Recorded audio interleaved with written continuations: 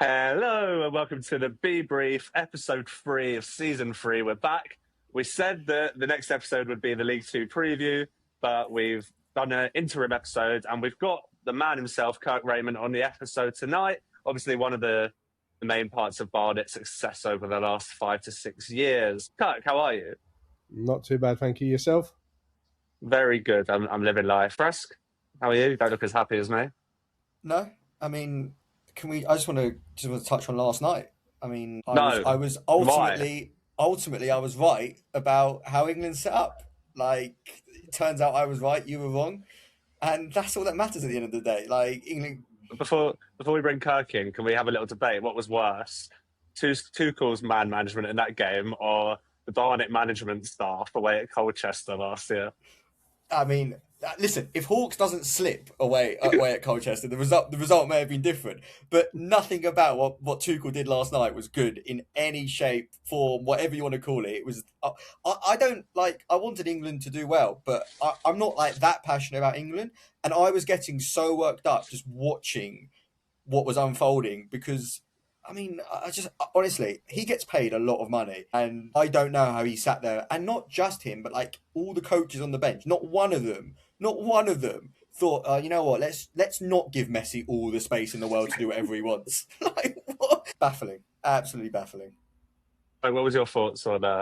Yeah, go on then. Let's get on with the question, shall we? Disappointing, but it's easy for us to sit here and criticise and pick apart what he done, what he didn't do. But I think I've said it before, and when I've done the Hive Talk with Rory, when you're that manager standing at the front, you feel like you're probably 3,000 miles away from everyone else, and you're only 6 foot in front of the rest of your bench. Won't criticise too much, but yeah, should have been a lot better than what it was. I'll be honest with me, I wasn't expecting us to go through personally, but I was disappointed in the way we went out. I think that's probably the best way of putting it. Yeah, I agree. That's what it's all about. Like, we expect to get to the semi. I actually expect us to get to the semi-final. Like, we are one of the 4 best nations. It's just all. Yeah. There's ways of losing football matches, and that we had 12% possession after we scored the goal. That's like. Have you seen the other one from? I think it was minute 64 to 82 or something. We completed 2 passes. Yeah, I saw that as well. Pickford Stones twice. It's just. Yeah. One thing if that ever happens with Dino, like. He would go 4-3-2 and still try and attack and score goal. You saw that. I think it was at home to Oldham. Grimsby away. We but like it was. We still went for it. It's just Well, that was funny actually because our WhatsApp group chat last night was at least we have management that would go for it in that situation. That's it. Right, let's start anyway.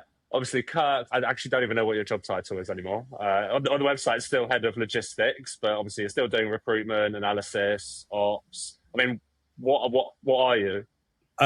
Officially head of football operations. Okay. What does that mean? Literally just everything to do with the first team. I've got to be involved somewhere along the line. Probably the easiest way of putting it. But then in the summer, Alex Cleampos asked me to go alongside him a lot more and help him out a hell of a lot more, which I thoroughly enjoyed. And try and help Corey as well. I was obviously taking on a general manager role. It's quite a big role, so try and help him out as well. But there's a lot going on. The CV line for Barnet Football Club is going to be about 4 pages. Yeah, you're not wrong. So today we're going to talk about the new partnership with Kingz, which obviously you've been instrumental in. We're going to talk about on the pitch matters as well, pre-season so far, recruitment, how that's gone so far, what we're looking at maybe over the next month or so prior to the season starting, and then we've got quite a few questions as well from the supporters. Yeah, no problem. Yeah. Should we start with Kingz? So we've taken Kingz on board in a new partnership. They're going to be doing all the food, drinks, providing all the stuff that people want to see. Talk us through that, how that's come about, and what we expect as fans to see over the coming season. So it started probably the back end of April, the week of the Harrogate game, if I remember. Last game of the season. Dean was just sitting in the office on a Monday afternoon, and Alex come knocking and just saying he wanted to change things at the club. where did we feel it went wrong? Where do we feel it could improve? And obviously the biggest one is the match day experience for fans. I think I said in my interview with the official club on the official club Twitter page this week or last week, whenever we announced when Kingz, that, like I said, we could go and beat Cambridge 1-0, and you come in Twitter or X, whatever it's called now, and look, everyone does it, expecting to see loads of positive things about the performance and this and that, and what everyone's doing about is moaning about queues or burgers not being good or beers pre-poured at half time, whatever it might have been. So it did used to put, especially for me, so I not take things personally, but I just like things to be good, and I feel we've taken the club so far on the pitch from when we joined 5-6 years ago that off the pitch now has to catch up personally. So me, Dean and Alex sat there and we had a 3-4 hour chat, and Alex was like, I want to bring in a partnership, close what is now Kingz or the old Starbucks Hive Bar, and get someone in that knows what they're doing. That we've all got a business acumen, business brains. I could go and start a business up tomorrow serving food and drink. Doesn't mean I'm very good at it. Like, you don't tell the electrician how to change the electrics or a painter how to paint the wall. So why would you go and try and produce food or drink that you just can't do? So I drove home that evening. I actually remember it quite clear as day. Made 2 phone calls while little one was at football, and 6 o'clock the following evening when Kingz were down at the club having a look around. So it really was crazy. That quick, yeah. So I had, between me and Dean, we knew 3 businesses that we were potentially could talk to. And Kingz were the first ones I spoke to. A friend of mine started it up probably 5-6 years ago as well. And then, so I rang him. I said, Aaron, his name was, would you be interested? He said, look, I've sold the franchise. These are the guys that have taken it on, but I'm sure they'll be interested. So sent them a voice note and then followed it up with a phone call. Like I say, 6 o'clock the following Tuesday, they were down. And then I think that Friday they were like, yeah, we're ready to try and do something. Let's talk further. So it went very quickly, very quick. Yeah. No, it's the type of thing that would work for us. I don't know if you've heard about pecking order that we had a couple, like maybe 10 years ago. It's sort of same idea, but I feel like this is far more established and far more of its own, I guess, brand to work with. Yeah, I mean, one thing I've noticed about Barnet, and that we do like the community day next weekend and stuff like that, I don't feel the club's in the community as best it could be. There's a lot of things that we do with schools and that, which is brilliant, and that's all good. But your actual community, the people on the doorstep, like on Camrose Avenue or Cannons, but we don't do enough to entice them people to the stadium on a match day, let alone Monday to Friday or Monday to Sunday. So what Kingz does is exactly that. Like last night, for example, they were at 80% capacity with no advertising for the England game. Yeah. So and when I spoke to him earlier and I got some photos of people that were there, I don't think many of them were Barnet fans. So in terms just as a Barnet fan perspective, if people go in Monday to Friday, does that go towards club revenue? And there we go. So in theory, we could have a match day every week if the projected income that they're projecting, it'd be more than a match day every week. But that's what it said last night. Whatever they took can potentially go towards budgets and turnover and stuff like that. So it's on that side of things, it's a game changer. It really is, especially if everyone buys into it. And look, they've got to produce the goods.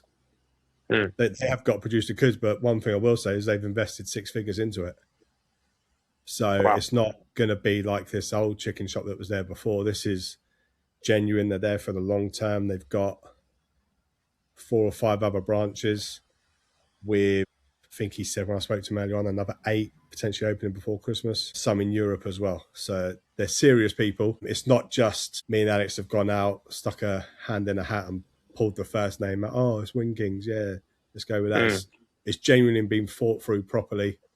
And the guy that runs it, a guy called Aaron, he's eager. He wants to really kick on and make an impression on it. on his family and make Kingz a brand to be known. Like at the minute, so they've got Milton Keynes, they've got Canterbury, they've got Solihull, and their biggest competitor is Pepe's. So you can see where they're heading already. It's not, like I say, it's not just not cowboy, but someone that's here today and gone tomorrow sort of thing. These are fully invested and hopefully will make it a much better experience. And I think last night, with no advertising, or if I'm being honest, not a rushed opening, but to get it open for the Watford game. And it probably was a little rushed, but they're that eager to make it work. That's just me being totally honest, by the way. Yeah. It's like I said on the last interview I've done with the club, there's going to be teething issues. As much as it's pre-season for us on the pitch, it's pre-season for the club off the pitch as well. So this is the chance. Like, I know they were a little late starting the food on Tuesday, for example, but it's pre-season. Let them have that. Let them get used to what they need to do, what it entices. And there's loads of little changes that's happening at the club, which you won't see straight away, but eventually, oh God, that's changed. This has changed. And I just think this is such a big one. I personally think it's a no-brainer for the club. It's offering, like, Arsenal Ladies Academies, for example, train at the club 3 days a week and then play on Saturdays and Sundays. So already there's people there straight away that can go in and buy the food, or just pick up like we had wraps today and a rice box after training. There's like a big Romanian community on a Friday evening that play games down at the Hive on the Astro. And they have like I think it's a Romanian 7 or 9-a-side league. But it's very competitive. Afterwards, they weren't going to the bar to have beers. They were going off site. Excuse me. But now they've got a sports bar that's going to be showing Friday night football, that's offering good, quick food at good price. So they're putting money into Dean's budget. Yeah, no, for sure. What makes them different to all the other partners we've had before that have seemed to not really work out? I mean, we've had a lot of partners, especially over the last, I would say, 3 years. It feels like it's changed maybe 2 or 3 times a season. Why will this one work? Like I said, they've personally invested money into it. Everyone else has come in, they've been given a tea hut and said, I'll see what you can do. They see all this. Sometimes I think a lot of people, although we don't have a massive fan base or match day attendance, it can swallow people up.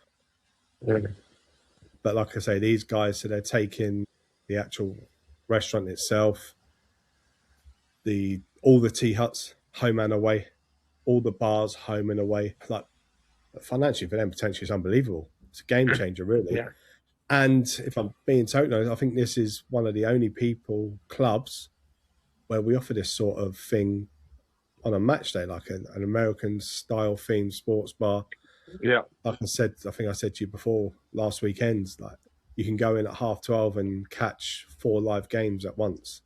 So you could have your Premier League 12:30 game, 1 League 1, 1 League 2 and 1 Championship game on different screens all at once. And then after the game, you've got your 5:30, potentially your National League game.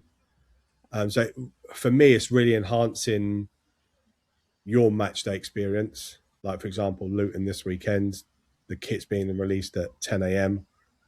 But then all of a sudden you can go into Kingz and have a bite to eat, then watch our game, but then go in after them. Not that there is any football, there's a game on after. Yeah. So like we can maximise your expenditure at the Hive. Yeah. But you guys can also have a good time. And I think that's the main thing. I was speaking to a couple of people last week about this. I would love to know how much money as a group, like us lot, have spent at Morano's over the last 2-3 years. I reckon we could have got another player in with the money we spent at Morano's. And if that gets put into the club instead via Kingz, I mean, just to give you an idea, hopefully I don't get shot for saying this. When we played Gillingham at home, by kickoff, I've heard about this.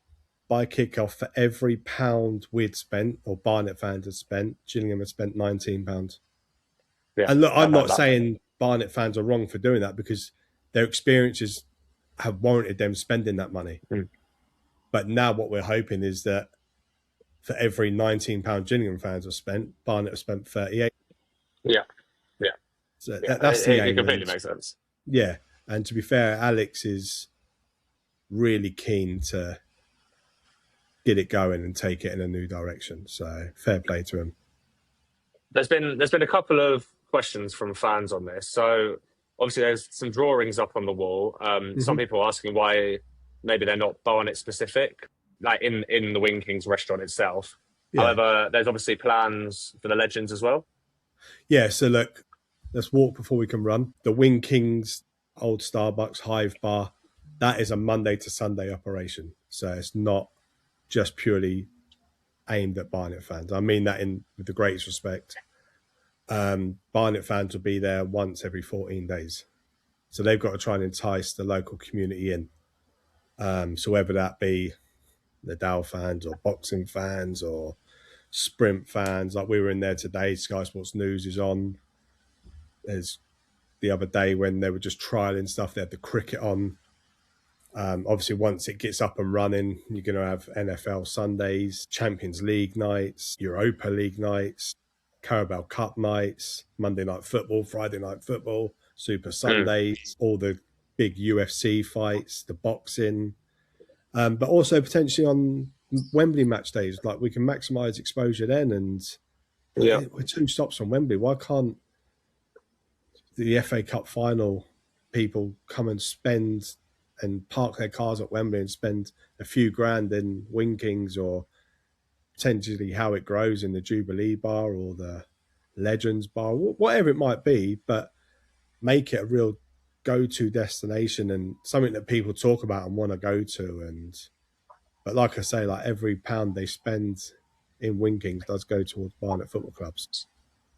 So in terms of the Legends stand and obviously the Jubilee Bar as well, could you give us sort of some kind of insight on what that might look like?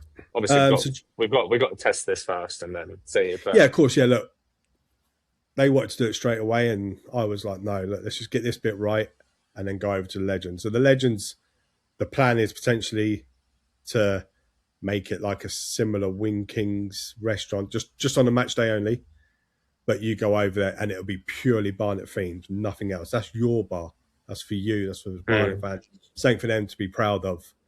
But the plan is to show all the games over there and put more stuff Barnet related, like your John Akindays or your Dean Brennans or your Jimmy Greaves, whatever it might be. But make that like that's a supporters bar. That is for you guys alone. On a match day, we're close to finalising a few things, but there'll be a hospitality bar over there now in the Jubilee where people can pay to go into, and all the players will be in there after a game. Not a sit-down meal, but be a private bar and food and stuff like that. The players' friends and family would be in there, but all the players will be obliged to go in there after the game as well. So again, just another thing that it won't be outrageously priced. We've already discussed pricing things. But again, it brings in a couple more quid to the Barnet fans and hopefully does make that match day experience better for people. Like I was listening to, your Telstar podcast earlier on today. Yeah. And it's that interaction with people that they want. It's the interaction with your Danny Collinses, your Dean Brennans, your Connor Smiths, your Hutchins, your Tay Ashby-Hammonds. That's what Barnet is about. And that's about getting it into the local community, and not so much on the football side of things, but just as a restaurant / sports bar, somewhere to go and enjoy and meet up with friends and family, or on a Sunday you go out with all your family and watch Man U Liverpool at 4:30 and have a few beers. I think it's very good. There's always going to be negativity around whatever the club does in general. For sure. Whatever any club does in general, you're always going to have people that try and pull the negatives on it rather than the positives. Is that because of past trauma in a nice way? Like, we've seen this before, blah, blah, blah. Yeah, you've seen this before, but have you gone out of your way and actually tried it and helped the club, helped them grow? And I don't know. I haven't been there when things in the past have happened, other than a couple of, I think one of them was a Jamaican jerk rap. Yeah, it was there for like one game. To me, it's not a football thing. Like, no. Bang on about it all the time to Tony and Dean and Alex. I go to a lot of football. I've got a 12-year-old who's football mad. He wants a burger, he wants chips, and he wants to enjoy being there. So the offerings in the other side, like the Legends and that, will be burgers, chips, strips, and wings. every 2 weeks you get, or every week, every match day you get a different flavour wings. Perfect. Like, I think they offer about 13, 14 different flavours. So it's just a case of embracing it, try it. Look, we know they're going to get things wrong. They're human beings. Just like we're going to get things wrong on the football field, just like you're going to get things wrong in your podcast with some horrendous shouts you guys sometimes come out with. But like, it would just be nice to see people give it a try and then try and not be so negative about it, rather than negative from the start. But like I say, look, things like this have happened in the past and it's not worked. But I personally believe this is totally different. Totally different. Yeah, no, for sure. There's just one other thing on those then. People are asking about the Mike Tyson mural. So someone said that it might not be appropriate for women just based on, past stuff that's happened with him. What do you think about that? It's a tough one. It is a tough one because obviously outside of boxing, he's got that name. Yeah. But within boxing, if you're a boxing fan, he's one of the greatest boxers the world's ever seen. Yeah, and that's what I was trying to say on Twitter the other day. I think a couple of people were trying to get at me, but I think sometimes you can separate, the art of someone. Yeah, I think you need to, because also when you look at Wing Kingz, their other sites, they've also got Mike Tyson in other sites. Mm. So I do understand where people are coming from, and look, it is a sore subject. Anything is. I don't know. We could have had Stevenage player up there, for example, that could have gone on and won a World Cup, or Wealdstone player that's gone on and won a World Cup. That would cause controversy as well. Like, I see people saying it should be Jimmy Greaves instead of Bobby Moore, and I see where people are coming from. But Bobby Moore's lifted the only World Cup this country's ever seen. I think it's on the sporting side of it. I understand why they've put him in there, but like I say, look, you're going to pick up negativity no matter what you do. So for sure, just have to see how it goes. Yeah. On a lighter touch, what's your Wing Kingz order so far? What would you say is the go-to order? Well, today I had Korean boneless bites rice bowl, and it was lovely. It's nice. Cooked fresh. It's clean. Yeah, it was nice. Really nice. Yeah, really enjoyed it today. Nice. Dean and that had some wraps. I think Smudge had wings and chips. Even the players have gone in and tried it as well, and they give it to us after our games on Tuesday against PFA 11 and then Watford. And again, it's a trial for them. So yeah. But yeah, no, it was nice today. Really nice. Really nice. It'd be nice when, like I say, when the sports does start, and it's a shame they weren't open for the World Cup, because I think it really would have been good. Really would have been. No, I agree. Yeah. Fresh, you still here? It's been 25 minutes. You haven't said a word. I'm still here. I'm just interested in listening as well. I mean, I've said a million times, like, I'd love to spend my money at Barnet. Like, I want to spend my money at Barnet. Obviously, in the past, it hasn't been as great as we want, but that's in the past now. Like, there's no point complaining about stuff that has been. The key thing is we're trying to make it better, and that for me is the most important thing. Yeah. Like, you can look at past experiences and do that, but it's what's the point? Like, you can't change what's gone. We can only try and make what's to come better. And if I can spend my money at Barnet, I will spend my money at Barnet. Like, it's what I want to do. And yeah, listen, we go to a lot of away games. We experience other grounds, and we're not expecting perfection. I don't think anyone can expect perfection, but you just want a good experience, and that for me is key. I love the sports element of it. It's a sports bar. It's not just a bar. It's a sports bar. Like, there's going to be stuff in there that we can watch, and we watch God knows how much football anyway. So to be able to go there and experience that, it just, the whole experience will feel like a football experience as well. Not, like I said, it's not like you've brought KFC into Barnet and they're just doing KFC. Like, it's a football, it's a sports theme, which I think massively helps that side of it as well. And yeah, listen, I'm looking forward to it. It's something new, it's something fresh, and if I can spend my money at the club, I will happily spend my money at the club. Yeah, look, that was the aim when me and Alex spoke. Like, I don't know, if there's a group of 8 of you each and you'll spend £100 up the road, why can't you spend the £100 at Barnet? And in the past, exactly, in the past, there's been reason for you not to do it. But I honestly believe that now this gives you a reason to think, oh, actually, yeah, let me yeah, when we play Salford at home, let's book a table and give it a try and see what happens, see how it goes. And I think you'll be pleasantly surprised, personally. I've just got a quick question. So in terms of the match day, you said obviously with the Legends, not expecting change straight away, but so will Kingz, they will take the tea hut, the food hut, they'll take that over for the match day, but the bar will be, what would the bar be? That would It's all Kingz. Oh, that is all Kingz. At the minute, they're just in. To be fair, there's 3 brewery companies that are fighting for the license to represent themselves within Kingz. So I think the one that's leading, like, they offer Peroni, Asahi, Mal, Camden Pale Ale, Copperberg Draft. There's a couple more, Corona Draft, and then stuff like, which I think's mad, has never been there before, but like Pepsi Max on draft, not bottles. Yeah. I have spoke to them, Kingz, and said to them about, because you're going to get queues no matter what, and this is what people need to anticipate. You need to get queues no matter what. Last Saturday, before we went away to Hemel, I popped into the club, met Aaron from Kingz. They had 15 people there on a training day.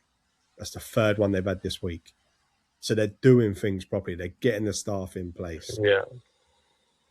Like I say, it is going to take time. They're good at restaurateurs. They're good at that side of things, but a match day is a whole different animal completely. So we have spoke about plastic bottle beer, for example, just to speed up a process. They know about pre-pouring pints and that there's a massive argument for, like massive argument, but you do have that potential wastage. But they understand everything. So I believe there will be plastic bottle beers included in the fridges. It'll only be a couple to start off with just to gauge the reaction and then take it from there. But like I say, over in the tea huts, you'll have your burgers, chips, wings, fries, and a chicken strips and a vegetarian option of some sort. And again, the skyboxes over there will show the 4 games at the same time as well on a match day. So if you can't get into the actual Kingz restaurant, you can still go over to the Legends Bar and have a similar sort of experience. Yeah. But it'll be a Barnet themed Legends Bar rather than a Kingz themed Legends Bar. I think that clears a lot up for a lot of people who are asking questions. And we've already vowed that the first 4 games we'll be booking a table for 10 people. If it goes well, we'll continue to do it for the rest of the season. We don't want to give up after 4 games. I'm not saying that, but we've promised that we will be spending our money at the Hive for the first 4 games. And look, that's all we're asking, because you guys give it a try, and I'd expect you to be honest in your feedback to me, and then I can relay that to Kingz. Like, what I don't want is you lot to go there for 4 games and then not come back and not say what. No. And I think the one thing Dean's just built at Barnet as a whole is like this open door environment, and we can take criticism when it's needed, but also like maybe praise the club when they do something right or try to do something right, rather than pick out the negativity in it. And I don't mean to keep banging on about the negative side of things, but it always sticks out like a sore thumb. When they announced it, there was thousands of views, but all you see is the negative side of it. I do feel that people are more inclined to comment. I feel this is also like this, the same with, like, you know, restaurant reviews and stuff. More people would leave a negative review than leave a positive review, and I just think that's just culture. I think it's so hard to block it out, though. Because it's the one you read, it's the one you remember. You don't remember. Yeah. Like, I think your man said he come in and he's coming down with a Luton game with his friends and stuff like that. I see that on Twitter earlier. And look, I hope they come down and have a great experience. I really do. Yeah. And see someone commented about coming over his 50th. Go to Kingz, give it a try, and go to another bar after the game, and then you got the best of both worlds. Exactly. I do genuinely believe that people will be pleasantly surprised with the experience it offers. And like I say, it's not just a Saturday income anymore for the club. It's a Monday to Sunday, open at 10 in the morning till midnight every day. So it for the club, it is a potential game changer. And like, you are potentially like talking turning over 7 figures, where Starbucks was nowhere near that. Nowhere near that. Yeah. I know. Yeah, it's crazy. Fresh, we'll go back to more your type of stuff. Should we go to some on the pitch stuff and how how that's taking place so far. So just in general, how's pre-season been so far? Training, fitness levels. Very good. We're looking all Very right. good. Touch wood, no massive injuries, a couple of tightness here and there, which is expected of a Dean Brennan pre-season. But yeah, no, very good. Very happy with the squad so far. Still got a few positions to fill. Potentially another 2 next week coming in, close to finalising on, which will take us to an even bigger and fulfilled squad. 2 exciting signings, to be fair. But yeah, no, I think as a squad, I think we're in a better position than we were this time last year, in the nicest possible way. I think we agree with that as well. I think we said in terms of the depth of it, looks really good. We heard Dean speak about Isaiah the other day in this interview, because I've got a point here about standout performance so far in pre-season. It sounds like you've all been pleasantly surprised by how good he's been. Isaiah, he trained with us 3-4 years ago as a 19-year-old. I remember. Gone away and he's played step 5, step 4, step 3, step 2. And every year he's progressed. I went to their playoff semi-game and he's just stood out straight away. Dean and Hutch watched him, and Smudge and Skip. Everyone watched him and was all in agreement that he's a typical Dean Brennan signing. But what has transpired since he's come in is that he's better than what we originally thought, if I'm being totally honest. We brought him in for his running power, his contacts, his second balls, his tackling, but he's very good on the ball. Con's been giving him instructions here and then. He takes it on board straight away. So yeah, so touch wood, it's another gem we found that hopefully with us for a long time, but if not, one that will move on for a substantial fee in the future. Yeah, no, for sure. And then another gem, like the last time Barnet signed someone from sort of a couple of divisions below, a striker, and they did well in pre-season. Me and Fresh said he played for England. He doesn't play for Barnet anymore, and I think he plays for Bedford now. That was Finley Wilkinson. But we like Jack Maskell a lot. Great kid. What a guy already. What a guy. You think this kid 3-4 weeks ago was a gardener. No, he's running around North London, kicking the ball around the field, living the life of a dream. Yeah, look, Jack come onto our radar February time. Dean watched a hell of a lot of him, and then one Tuesday night I got the train up to Darlington and went and watched him. Got there and there was massive puddles on the field and everything. I was dreading it, thinking, oh, Jesus, this game's going to get called off. Luckily, they managed to get it on. And in the warm-up, I rang Dino. I was like, he's a yes from me, and that's just from the warm-up. Because he's everything we're about. Everything he's about. And within the first 5 minutes, he's pressed the goalie, the 2 centre-halves, hit the crossbar, should have scored another one. So yeah, so it is very steady-esque. He's going to take time. Like I say, 3-4 weeks ago, he's a gardener. I think he's found pre-season hard, trying so hard to impress, and he blew up in Dean's circuits the other week. Really fond of him. I think he's going to do really well for us. Like I say, it is when you think back to Steady, he didn't really get himself in the window until Oxford City away when he scored them 2 goals, which was November time. So it's going to take Jack very similar, but we played Stevenage last week in a game and done really well against 2 experienced centre-halves there. So, yeah, quietly confident with Jack there, definitely. Yeah, I mean, I saw the goal. I couldn't get to the Hemel game, but saw the goal that he scored. I mean, it's like, it is, I don't want to put so much pressure on him, but it is like watching Steady. Like, it's that sort of thing. And then the other game, which we watched him for, the Hitchin game, and he did, I think, I think it was Isaiah's goal. He closed the guy down, and then and then set the press on, and then Kane Smith came in and won the ball back. Like, you can see, it might be a bit raw at the start, but you can see exactly what type of player he is going to be. And yeah, I'm again another one that is just, and I think we're good at picking these players out. Like 9 times out of 10, you guys do a pretty good job at it. And it might take a bit of time. I'm not expecting him to come in and score 20 goals. I mean, hopefully he does. That would be fantastic. Yeah. But I think with Cabby being there as well, it allows him to kind of build himself into the side, having Cabby already there. And he might even be good foil for Cabby in moments during the season as well, working together, just freeing Cabby up and allowing him to do what Cabby does. So yeah, same with Isaiah. I'm really, really love what I've seen so far from him. In terms of how you have felt the overall compared to last season, because you guys, for great as you guys have been, you didn't have the experience of the EFL before. So No. in terms of learning the league and learning from the mistakes of last season, like I'm sure the recruitment last season was good because like you look some of the players, Cabby was a bit later, but like Slicks came in and Namdi came in and Senior came in and like they were absolutely brilliant. But there were obviously a few that came in, like Manny came in and Dennis, and like there was a few that went by the wayside that weren't, like Scott High, Ryan Galvin, like they were good players, but probably not ended up not being the right fit for us. So what have you learned from that experience to this time out? So I think when you look at last year, when you look at like your Scott High, your Galvins, they're all top of the stats in National League. And I think when you look back at our first 3 games, I think Dean said it openly, like the level not surprised us, but took us by shock a little bit.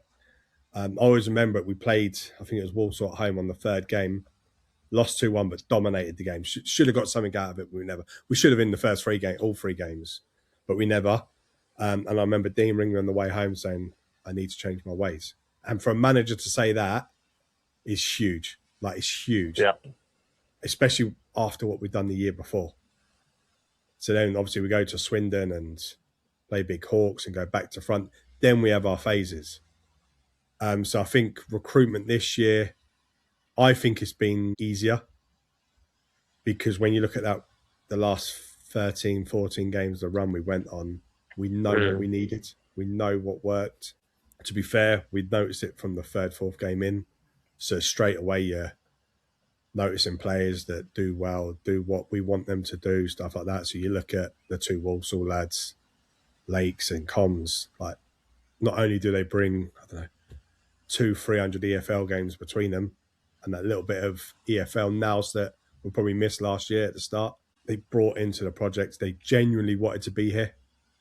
And I think that's massive. They're not afraid of a bit of adversity. You can see that with the 2 years they both had at Walsall, where they've started the year flying, and then Walsall obviously slowed down. But every signing we've made this year, I believe they're all hungry. Even like Tay Ashby-Hammond, for example, took a massive pay cut to join us because he wants to play football.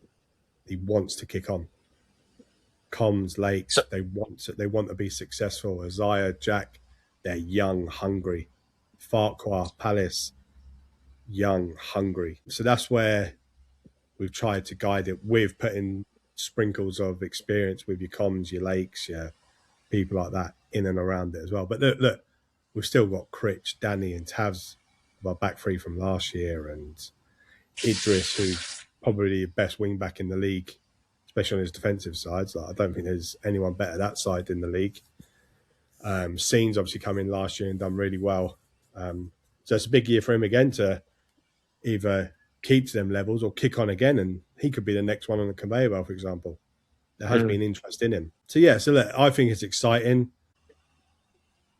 Earmarking the players you want's been a lot easier. To be fair to Tony, invested in a data platform for us, and it's been unbelievable. But now you're dealing with EFL and EFL wages. So our highest paid player is just a squad average wage in the league. Yeah, no, for sure. In terms of what the I think people would want to know what the data system like brings to us. What does that look like, and what's that helping with? So, for example, we can profile a position, and I don't know, we could say our centre arse who wants to be, let's just say like a Danny Collins. You can put in Danny Collins, and it represents stats wise every player that is similar to Danny Collins as a percentage. So you might have 2 defenders. So let's just say Nick and Tavs and Miles, for example. Tavs might be 33% similar to Danny, but then Miles might be 73% similar to Danny in their stats and stuff like that. So all it does is it takes you down a path. It eliminates what you don't want, but then you've got to go and physically watch the players. And look, we try and watch them 3 times. I think we've been quite open with that in the past. So we'll sit there and all of us have access to the data site, earmark players, go through, stick them in the WhatsApp group we've got. And then like Maskell, I go and watch him. Dean goes and watches him. Then it's like, yes, no. We'll go to watch a player here. Hutch will go somewhere else. Craig will go and watch a goalie here or there. But then someone else will go and watch that player after as well. So then all of a sudden you've got two opinions, and if two are both saying the same, yeah, let's do it. If one's saying this and one's saying that, then someone else will go. So look, I think we've done well, but that proof in the pudding will lie on 15th of August onwards. Yeah, no, it will. We've got 3 weeks till Cambridge away. I think we're having looked at our squads. I think we're 4 or 5, maybe even 6 away from a complete squad. Is that something you see? Yeah. Look, Dean's always been the belief if something better comes along, then you always look into it. It's clear where we need some reinforcements, and like I said, we're close on 2. But we could be close on another 3 tomorrow, for example. You just don't. It just change. It literally does change that quick. And I mean, I was just chatting to my wife just before I jumped on here. It's like Barnet takes over your life. But I think that's just football in general. And that Dean can ring me up at 10 o'clock at night and saying, "Wow, look, we've just been offered this player. Like, what do you think?" And then all of a sudden, like, the conversation just goes from 0 to 100. Yeah, it could be a player that we didn't even feel we could get a look into because of the wages side of things. Yeah. But all of a sudden, 4th week of pre-season starts next week, and they're like scratching around. Jesus ain't got nothing, or could be a loan from a team above, and they're saying, we've gone and signed him now, so he's available. So it honestly, it changes hourly. Changes. If I could show you, we've got 3 WhatsApp groups. One's just purely for recruitment. So every time a player gets thrown into us, it goes into this group. Honestly, it's scary the amount of players still out of contract. We played the PFA 11 last week, and there's 4 to 5 players a week on that still. Yeah. So it is scary how many players are out of contract. It really is. And then, again, I think you said it on your podcast last week, like the under-21s, where you might go and pick up a flary 10 or something like that. They're being held around. I spoke to Spurs earlier, and they're being held around. Half of them are travelling to Sydney with them and New Zealand to play games because of the World Cup. So now the English lads will have, they legally have to have 3 weeks off. They have to. It's part of the contract with FIFA. So they're not going to be back in until, when we play Cambridge, they'll be back in on that Monday. So then all of a sudden, so will we see a lot of 21s not get loans this year? I believe we will. I honestly do believe we will. I think there'll be a lot that will, I think the 21s will be strong up until Christmas. And you'll probably see a lot go out at Christmas time. Or you might even see some drift into the National League to get games. I don't know. Yeah, that's correct. Because obviously their window's open up until, and if they're under a certain age, you can still sign them in the National League from a Premier League club. They'd started that last year. Normally you couldn't sign from a Premier League club as soon as the window's shut. But now I believe it's if they're under the age of 20 or under, then they can get a move to a National League team. So hopefully we can get some done if we need to out of the 21s. We've earmarked a couple, but like I said, they're staying with the first teams at the minute, and it might just be for training players, but it's their parent club. That's what the Premier League's become. I just wanted to touch on, I don't want to go back, but I do just want to touch on a few of the players that have left, obviously, over the summer. There's a lot of outgoings, but the main ones I would say, Hearts, obviously, Hearts, Steady, Glover, Slicks as well, obviously, I thought, and Shelts as well. I think them 5, Evans as well, So Evans, here you go, I'll tell you, Evans wanted to go back up north. Didn't work for him down here, family-wise, not football-wise. He was happy, although he's been a number 2. I don't think Slicks has the season he had if it wasn't for Evans. I genuinely do believe that. Pushed him every week in training, but Evo was ready if he needed to jump in. Shelts, I'll be honest, we just got blown out of the water financially. That's the God's honest truth.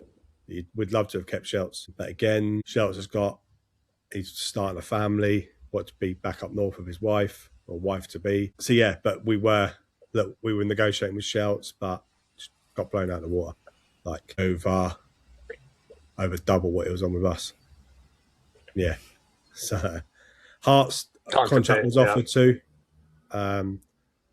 Believe he did have offers in League 2, but then they fell through, so he ended up at Southend, who again paid him good money as well. It's a shame with Hearts because it would have been great to keep around, but that's just the way football goes. Gloves, they turned down a bid for him in January, and the chairman gave him his word that if they met his valuation in the summer, then he could go. He had 2 clubs that met his valuation from the league above, obviously Stockport being one, and MK the other. Financially for the club, it was an unbelievable deal, and financially for Gloves, it was unbelievable. So to be fair to Tony, he never stood in his way. He kept to his words. Gloves earned it. We signed him from the PFA 11. He had 2 good years with us. I think if he can do half of what he'd done this season with us in the league above, could potentially kick on again. Again, like people say about his numbers and that. And yeah, we used to say that to him about it. But if we would have had Cabby all season, Gloves' numbers probably would have been unbelievable. Yeah, actually. Yeah, and who was the other one you said? Steady. To be fair to Steady, he said that if he was staying League 2, he would have signed for Barnet. And I know he turned down League 2 deals on more money than what he's been offered at Cambridge. So Steady was all about the level. Yeah. It makes sense. Yeah, and to be honest, you'll probably never find another Steady. I don't think I've ever seen a player like him in my life. He's just like, you put him in this data thing we've got and the same players, and we're like, no. He's just Steady that you smile when you talk about him. He's done unbelievable for us for 3 years, and hopefully it works for him. He can stay at home. He's travelling up with Don Ball and Pelly Ruddock. I spoke to him the other day. So yeah, hopefully for Steady it works out for him. And then, like I say, all the others that we lost, like your Brownies and people like that. It was the level was just. It's just we're trying to go League One now. Yeah, and exactly. They've done an unbelievable job getting us out of National League. And look, for someone like Brownie, it was gutting he wasn't available more, because I think he could have potentially had more of a say. Injuries just got him.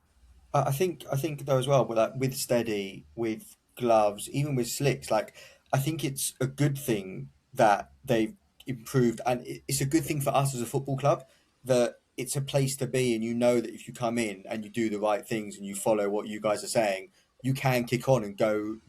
Like we see it with loads of players, like Kabamba has gone on, and I know he's now playing League One. Like we see it. I mean, we've got quite a few players now from that title winning side. We've actually got quite a few players in League One. Yeah, and Love's gone on. Yeah. I mean, there's loads of players that have really kicked on and done really well. So I think it's actually a good thing. And I know to lose Steady for no fee is probably a bit disappointing in that aspect. But to lose Gloves for a fee, it's a good thing for the football club, because it just means we can go again and we can push on because of what Gloves has done for us, and obviously the money it brings in. Yeah, of course. No, definitely. It was a good fee with Gloves, and obviously Tony's a very good negotiator and got add-ons on that. So if Stockport go up, it could be an unbelievable fee. Yeah. Just touching on this, like not Steady in particular, but us. Obviously, at this level, there's 1-year contracts, there's 1+1s, stuff like that. I think Dean made a comment. I think it was towards the end of last season that we'd offered quite a lot of new deals to some of our current players. There's not been any announcements about any of them being accepted or anything. Has there been any progress on any of them? Obviously, don't need to name names. You'll start hearing announcements soon. Yeah, you'll start hearing announcements soon. New contracts don't kick into the 1st of July, so fine. You will start hearing some announcements soon. Yes, that's been encouraging. Fine. Chairman was keen on getting some of them real tied down, and they've earned what they've been offered. They've done the yards for us and got Barnet in a much better position, and yeah, you'll start hearing about them soon. That's a good answer. Also, maybe just one more then on Tom Knowles. I've always liked Tom Knowles. I remember watching him at Yeovil. Reminds me a bit of Gloves, probably not with the same sort of fitness in terms of he's not going to do 20k every game or whatever Gloves does, but I think he's got a similar technical ability to Gloves in terms of his output. I think you'd be surprised about what he can cover in a game. Very surprised. Oh, really? He's a very, very fit lad. Yeah, very, very fit lad. I think when you look at Knowles, hopefully he doesn't listen to this. With Knowles, he's come in and he's a real infectious character straight away. To be fair, I really like him. Really got a soft spot for him. He can play a number of positions, whether it be a wing back, a 10, go 4-3-3, can play in one of the wide positions. I think if you look at Lakes and Kingz, Lakes can play a 6, 8, 10. Kingz can play a 6 and an 8. Isaiah can play an 8 or a 10. Jack potentially could play a 10 or a 9, as well as a target man as well. Zach can play left wing back, left centre half. Craigie lad is probably just predominantly a middle centre half. Who else have we done? God. Tay's just a goalkeeper. Yeah. But even Tay's come in and very good. Been very good in training. I'm interested in a couple of players as well. Mainly Bright, and what probably a season too early, maybe to be with the first team.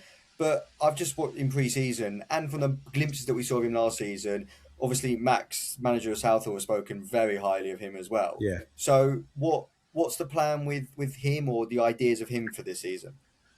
Bright has performed very well in pre-season. The pace he's got is scary.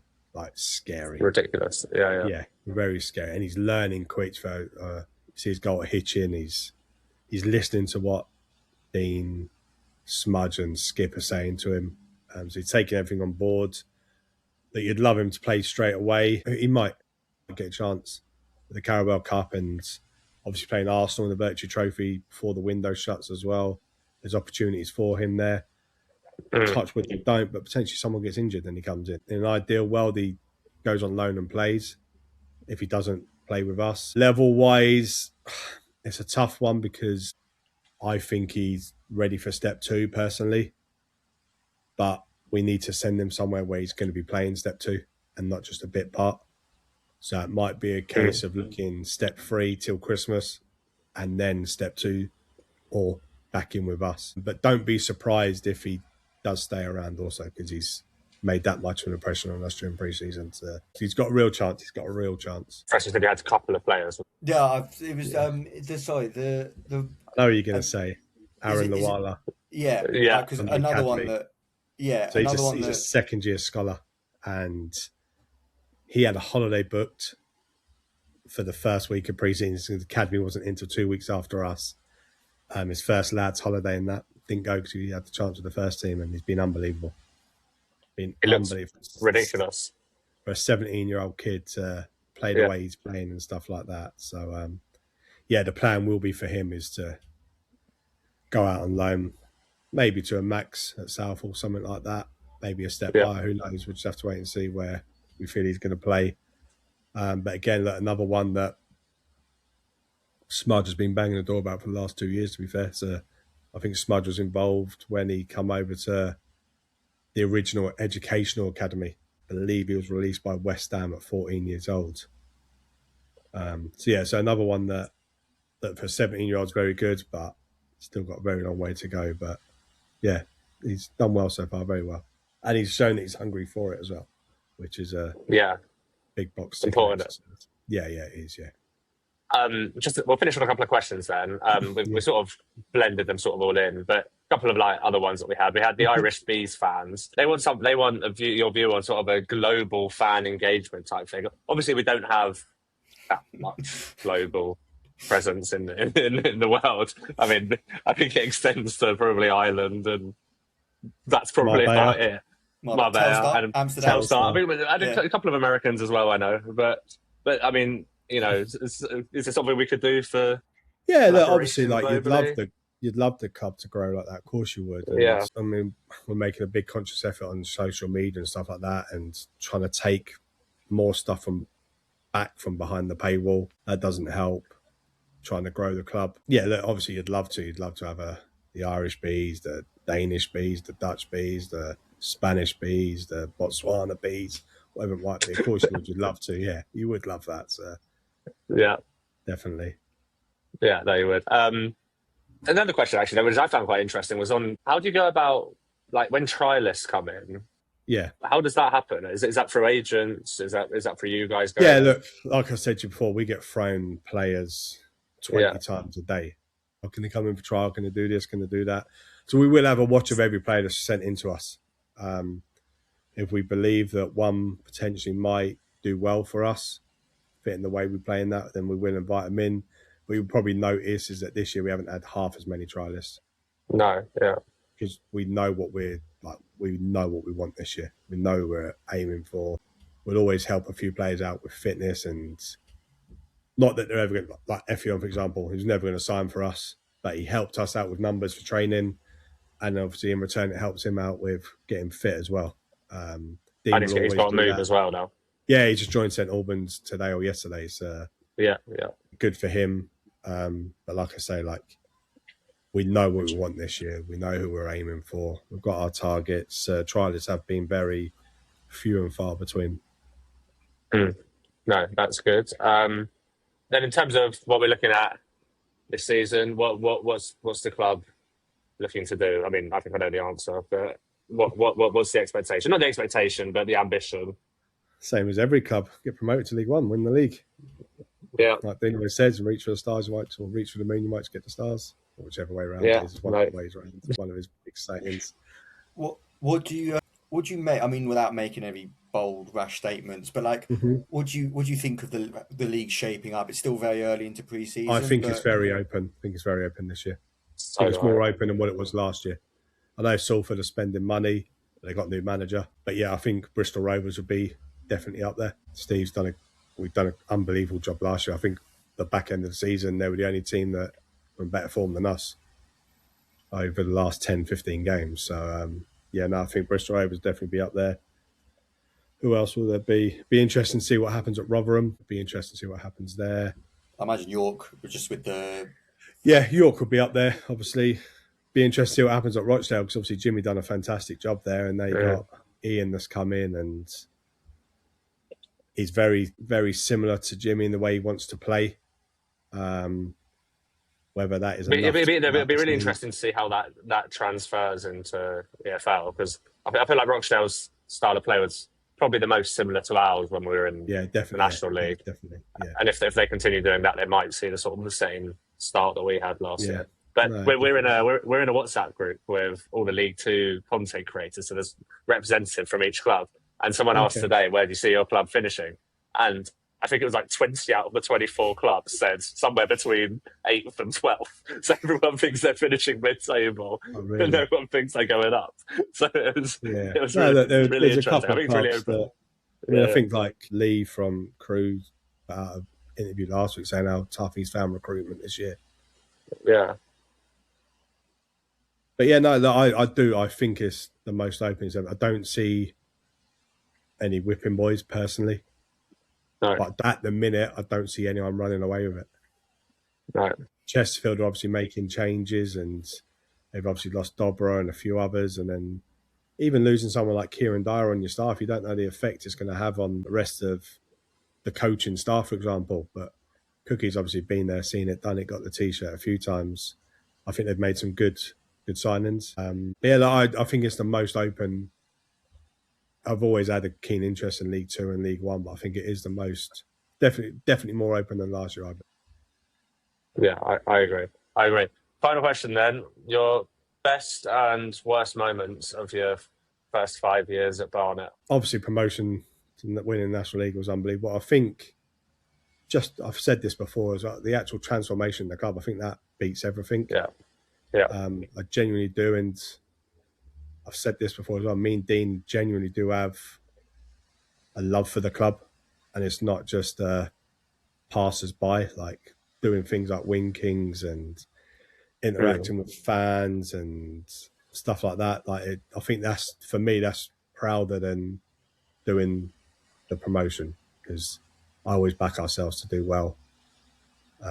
Even when you look at the last, like we do a presentation when we're signing players, and you take out the first year when we took over from Harry, I've got a 54% win rate on average in 4 years. Like, it's unbelievable. Yeah, it is great. Like, you look at some of the greatest managers in the world, they don't have that sort of win rate. Right. And look, if we can replicate 54% win rate this year, then we're going to go very close. But look, in previous years, last year's tally would have got us into playoffs. Some years it would have probably got you close to autos as well. Last season was just, I mean, even going down to the final day, where it should have gone down to the final day, but Swindon were playing Chesterfield, so it meant we didn't even have the opportunity. I mean, like, how many times is that going to happen? Like, it's never. But then also, like, you look at from the Colchester game onwards, on the Sunday, Dean pulled everyone in and was like, look, we got, I think it was 13 games then. Look, let's just see what we can do.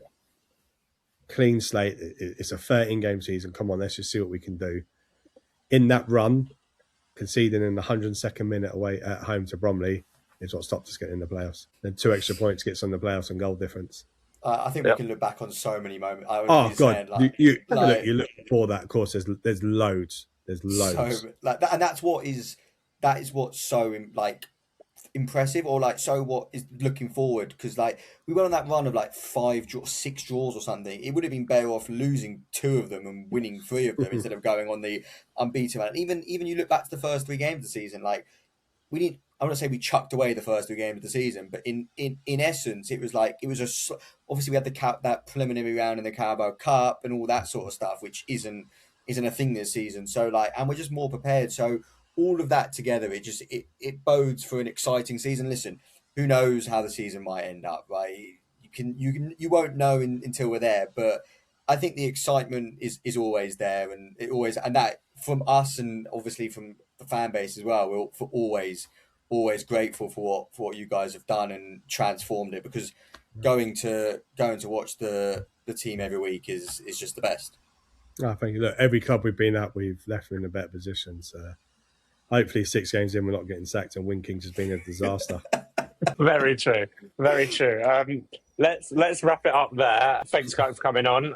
It's been great. Always good having you on, and it's always good chat. And yeah, we as a podcast as well, we urge our fan base to get down to Kingz. Look, like I say, there's been loads of changes off the park that you will gradually see. Like kit launch this Saturday, but the kit's actually available to buy at 10 o'clock Saturday morning as well. So it's being launched at 10 a.m. Yeah, on the kit as well. There's more. I'm led to believe that there's actually like not casual wear, but like more options to. There's loads. Honestly, like me and Alex have really sat down and gone through it properly, and Capelli's been a good brand to do it with. Like we're in a 5-year deal with them, so they're keen. They got no exposure in the professional league in England. So there's like, you'll start to see it, but like hoodies, they're really smart hoodies. All the training gear can be brought. The match shirt's very nice. But like I say, 10 a.m. Saturday morning when the video goes out, you can be in the club shop at 10:01 and buying a shirt, which I can't remember the last time that's happened before the season started. No idea. Well, I've been there anyway. Yeah. Yeah, and all available online as well. So again, I'm trying to help Alex on that side of it. Obviously, that's my business is outside of football. So. So we are looking at, but like I said, every pound that goes in, it helps. And it might only be a badge you buy, but we sell 1,000 badges at £2.50. It's someone's weekly wage or someone's monthly wage, or knowing Tony, someone's yearly wage. But yeah, like I said, you will notice a lot of, probably not notice them yourselves, but there's loads and loads and loads of little changes that are happening, which will make it a better club, a better match day experience, and hopefully enjoyable for everyone to come, and you do spend your money at the club more. And for sure. In these interviews. Exactly. It would be great if that happened.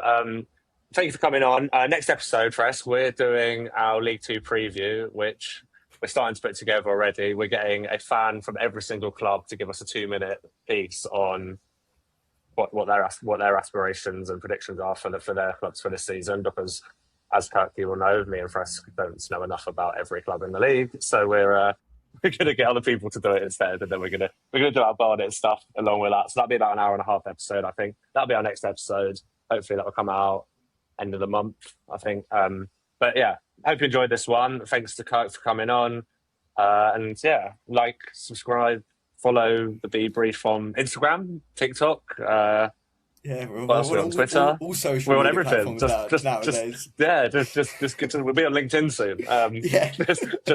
Just give us a follow. I think you post on LinkedIn a few times, didn't you? Yeah, I love a LinkedIn. Yeah, about your podcast. Always. Anyway, hope you enjoyed it. Up the bees. Up the bees. The bees.